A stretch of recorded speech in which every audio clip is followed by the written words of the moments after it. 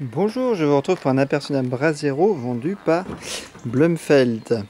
Donc il y a un mode d'emploi qui arrive, c'est uniquement en anglais et en allemand. Donc il ne nous servira pas à grand chose, on a quand même les étapes de montage et on s'en sort très facilement.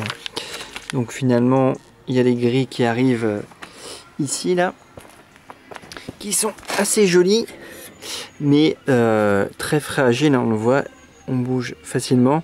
Donc il suffit de les visser et on met juste les écrous de part et d'autre. Donc on en a 8 écrous à placer par pied.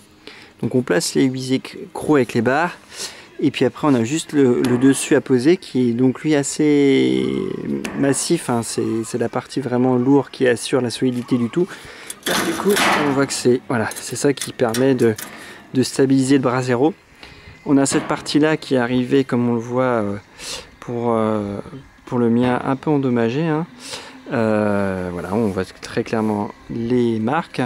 J'ai dû en plus taper dessus avec un petit marteau avec les bouts en caoutchouc là, parce que cette partie là était ondulée et du coup j'ai dû la taper dessus pour la remettre à plat. Donc là ça fait quand même quelques petits défauts sur le dessus.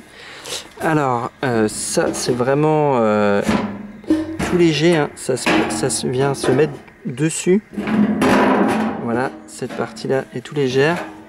On a un petit chapeau, voilà, pour assurer une petite entrée d'air par le dessous.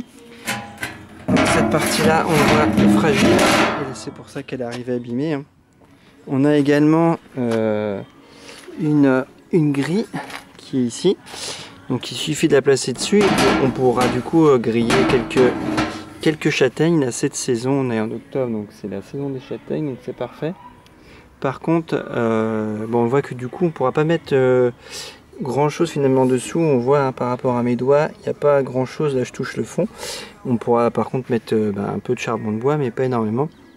C'est juste suffisant pour griller quelques châtaignes, hein. Donc voilà, sinon on peut évidemment l'enlever et puis mettre des bûches un peu plus imposantes.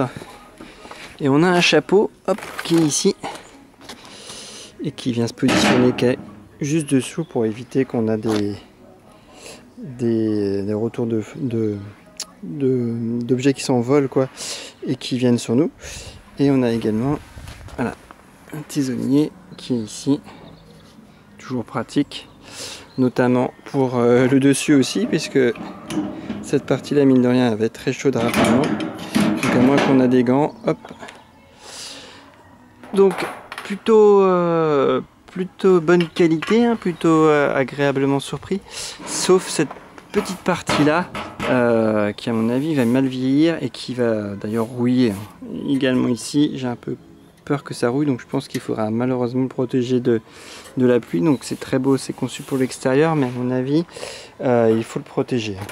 Je vous dirai ça d'ici quelques temps quand il y aura un peu de pluie. Donc voilà ce qu'on peut dire en quelques mots de ce Brasero. On peut peut-être allumer un petit feu pour voir ce que ça donne. Hop, on va juste brûler un carton.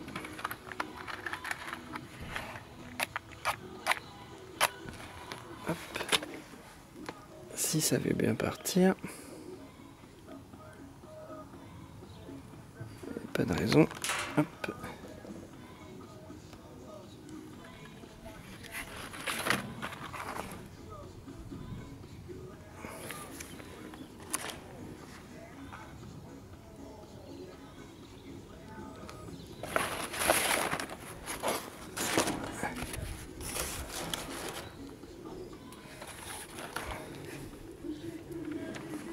Hop, voilà, qu'on voit avec un peu de fumée quand même. La petite protection.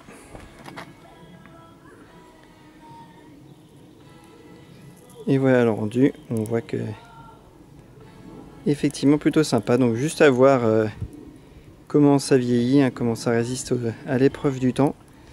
Mais sinon très joli, hein. Donc voilà, j'espère que cet aperçu vous aura été utile. Et puis bon, on voit évidemment que les flammes traversent, hein, donc il faudra quand même garder une certaine distance quand on brûle des choses comme ça là, hein.